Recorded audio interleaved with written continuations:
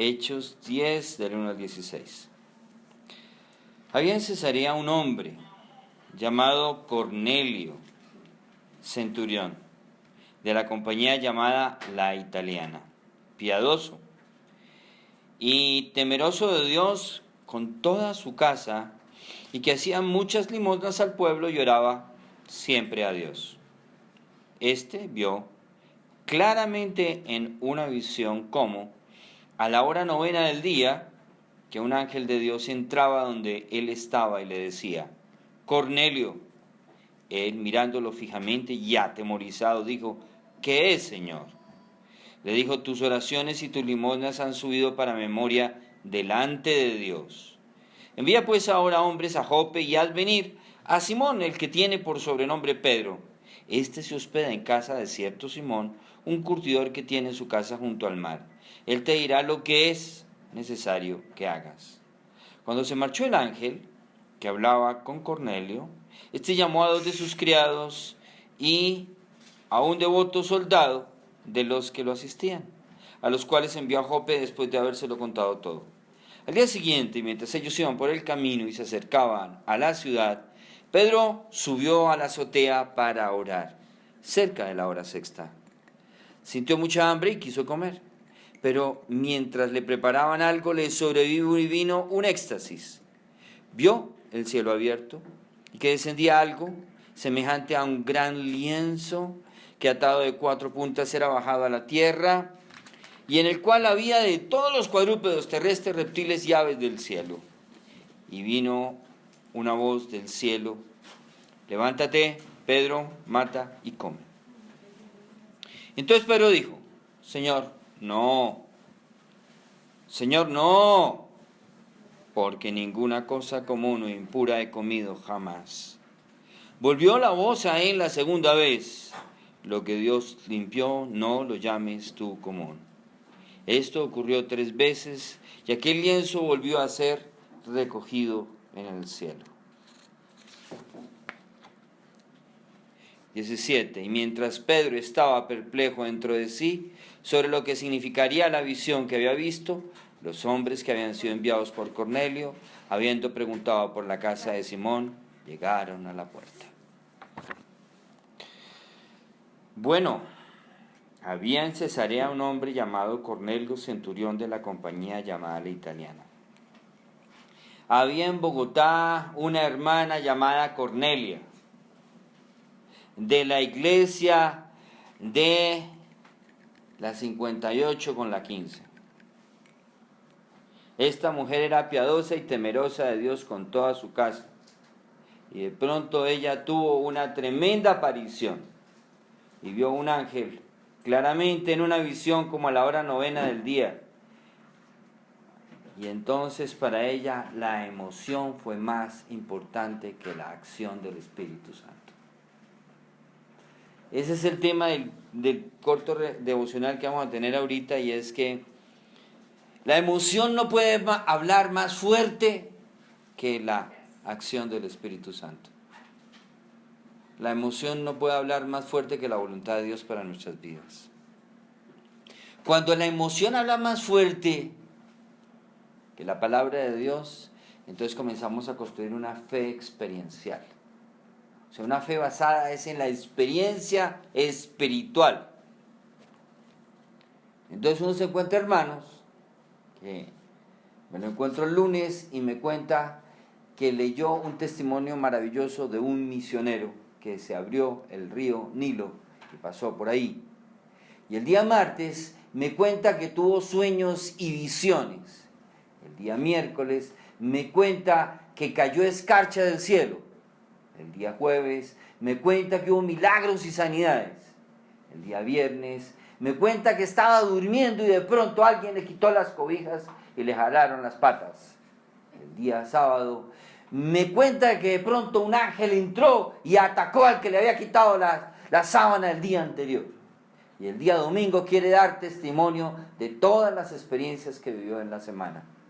Yo le pregunto, hermano, ¿y no tiene algún por ahí pasajito que leyó y que me pueda decir cómo te acercaste a la palabra de Dios y al Dios de la palabra? Me dirá él, no, porque toda la semana estuve con el Espíritu y viajando en el Espíritu. Y el Espíritu me trajo para arriba y para abajo. Incluso como Pedro tuve tremendo éxtasis. Entonces hay personas que se la pasan es en el éxtasis. Pero no en el éxtasis de la amistad con Dios, sino en el éxtasis de la experiencia espiritual. Yo me pregunto, ¿qué tal que Pedro se hubiera quedado con el éxtasis y no con el mensaje del éxtasis? ¿En qué habría quedado los gentiles? Pedro era puerta a los gentiles. ¿Qué tal Pedro contándole a la iglesia primitiva? Imagínate, versículo 3.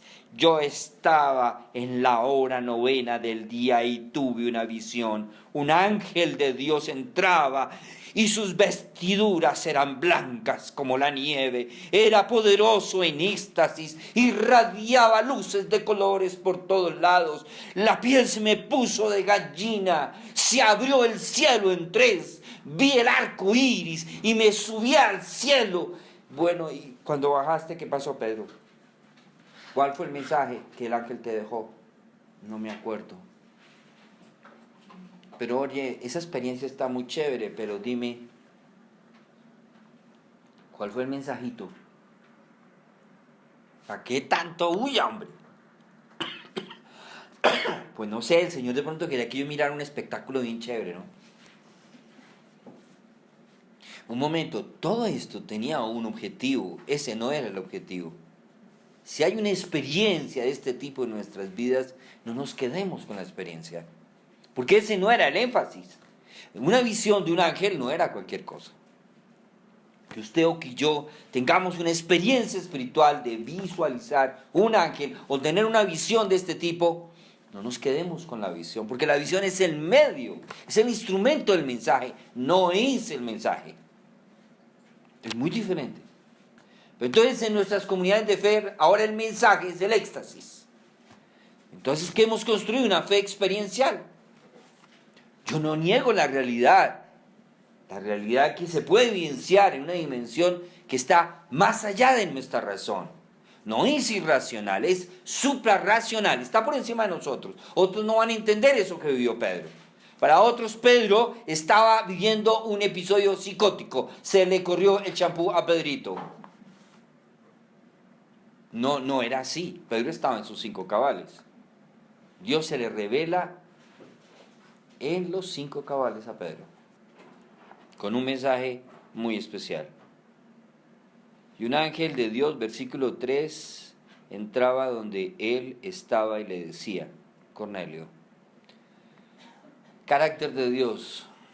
Yo creo que Dios habla de muchas maneras y de muchas formas. Pero el mensaje no puede ser menos importante que la forma. Dios es un Dios que no negocia, no se negocia Él en sus formas. El mensaje es lo más importante para nuestro Dios. Tan importante es que el Verbo se hizo carne y habitó entre nosotros y tomó forma humana. Entonces el mensaje se hizo carne. Aquí es algo muy significativo porque mensaje y mensajero se hicieron uno. Y ese es el llamado que Dios tiene para nosotros. Esa es la cosmovisión. Es hacer mensaje y ser mensajero. No podemos ser mensaje sin ser mensajeros. Ese es el Verbo hecho carne. Esa es la consecuencia de nuestra espiritualidad. Esa es la buena noticia. Miremos en el versículo 4. Hay veces que nosotros pensamos sí, que nuestras oraciones se demoran, y realmente sí, para nosotros se demoran, ¿no? Pero Él responde en sus tiempos. Dice, Él mirándolo fijamente y atemorizado, dijo, ¿qué es, Señor? Le responde el ángel, tus oraciones y tus limosnas han subido para memoria delante de Dios.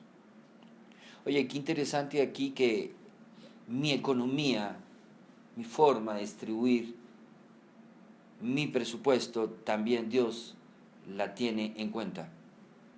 La manera como yo administro también es tenida en cuenta. Tus oraciones y tus limosnas, tus oraciones, sí. Dice en la versión Dios ha hablado hoy, Cornelio se quedó mirando al ángel y con mucho miedo le preguntó, ¿qué se te ofrece, Señor? El ángel le dijo, Dios tiene presente tus oraciones y lo que has hecho para ayudar a los necesitados. Sí. Realmente Cornelio era un hombre temeroso de Dios, pero un hombre que ayudaba a otros también. Entonces, creo que allí hay dos cosas que no pasan desapercibidas y es una buena noticia para Cornelio y para nosotros, que nuestras oraciones y lo que nosotros hemos hecho para ayudar a otros no son pasados por alto delante del Señor. Sí. Hay veces que ayudamos a otros y usted dice, no, pero qué desagradecido, pues le ayudé durante tantos años y no, ahora está en contra mía. Pues lo importante es que a pesar de todo usted lo hizo para el Señor.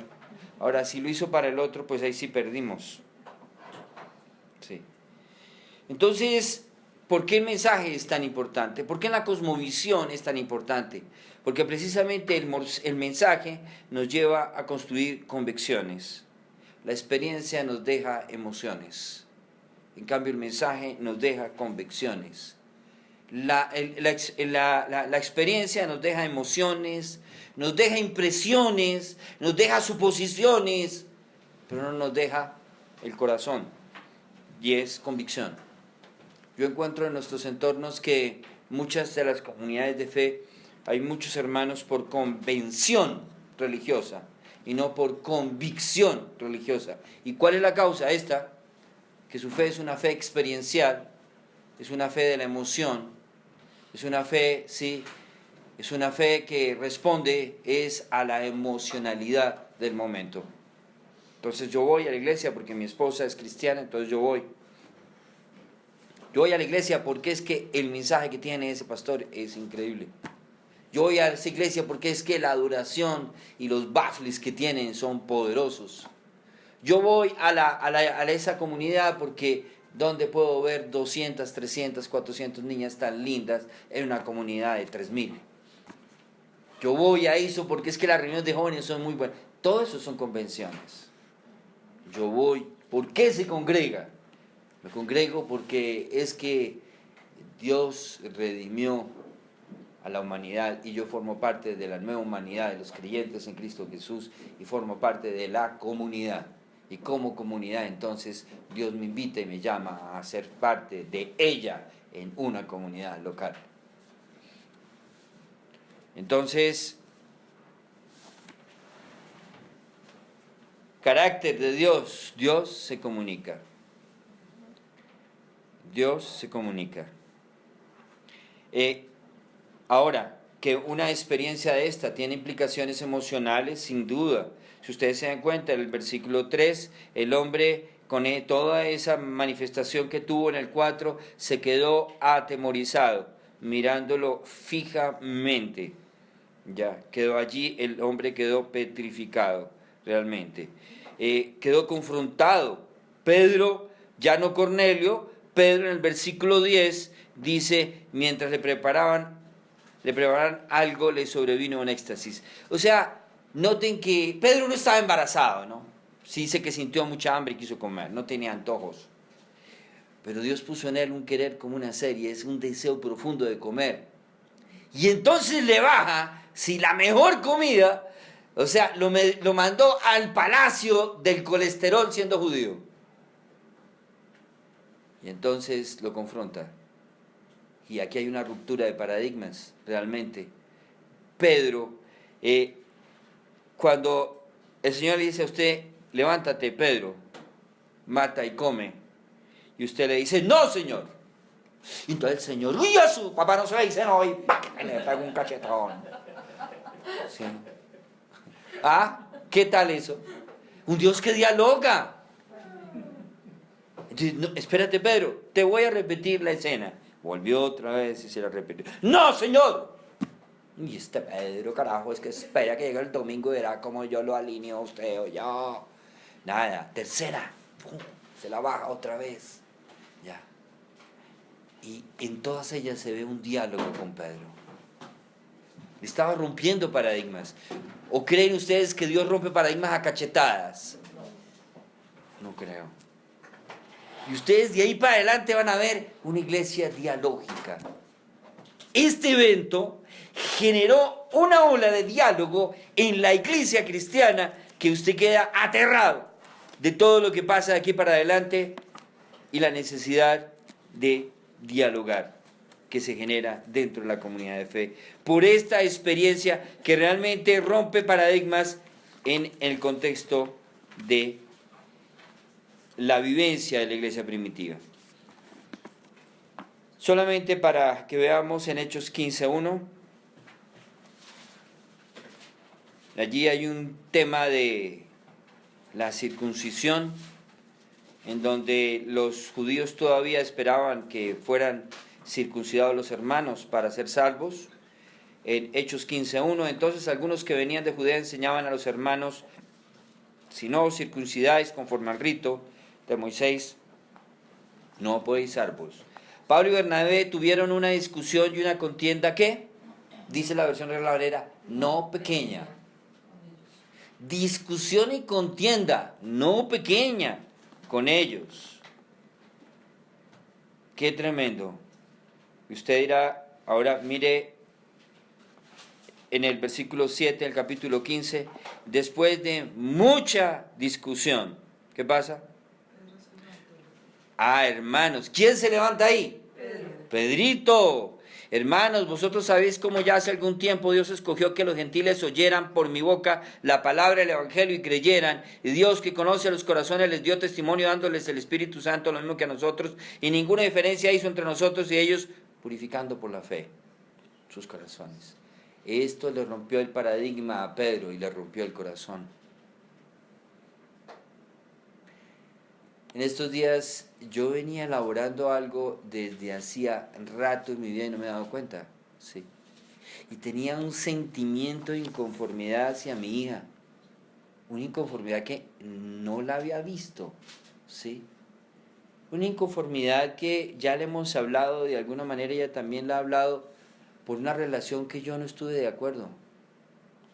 Y en mi corazón había guardado cierto sentimiento de reserva hacia ella, de frustración.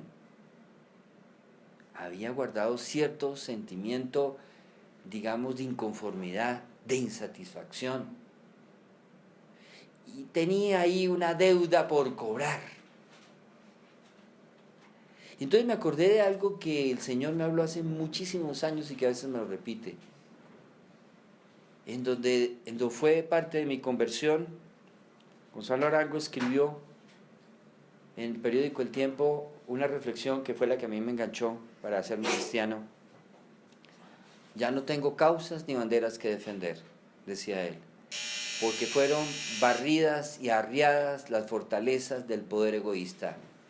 Yo fui vencido y en la derrota liberado.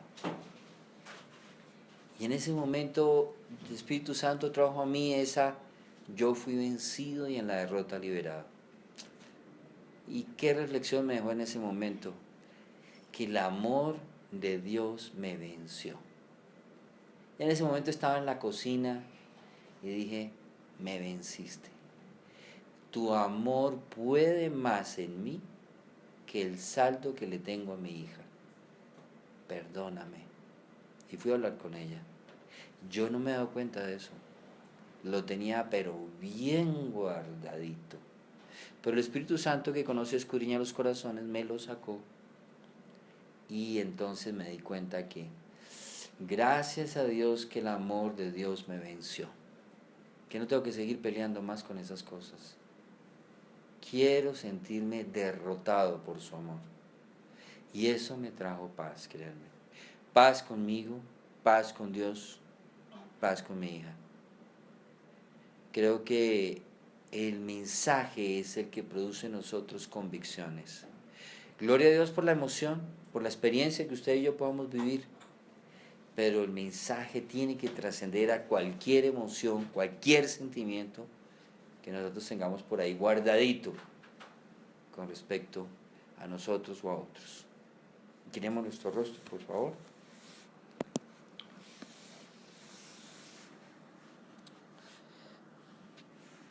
Piense un momentico, ¿qué le habla el Señor a usted? ¿Qué le dice el Señor a usted? Señor, te queremos dar gracias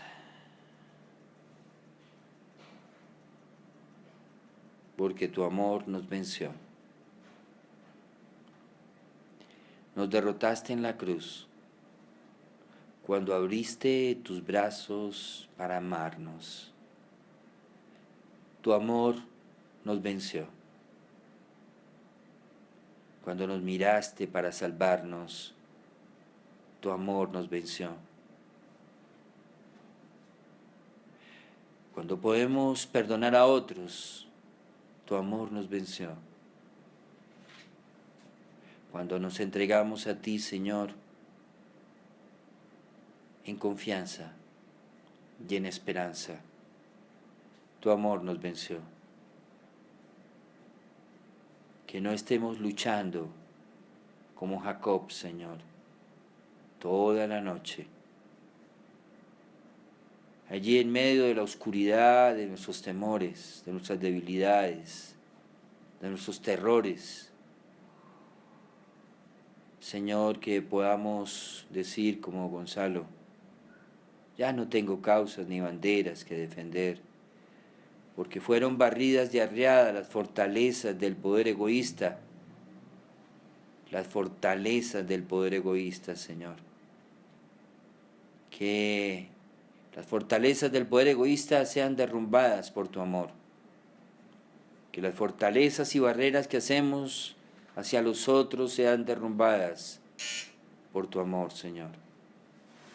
Tu amor nos venció. Dígale en su corazón lo que usted quiera decirle a Él. Si usted quiere hacerlo en voz alta, lo puede hacer.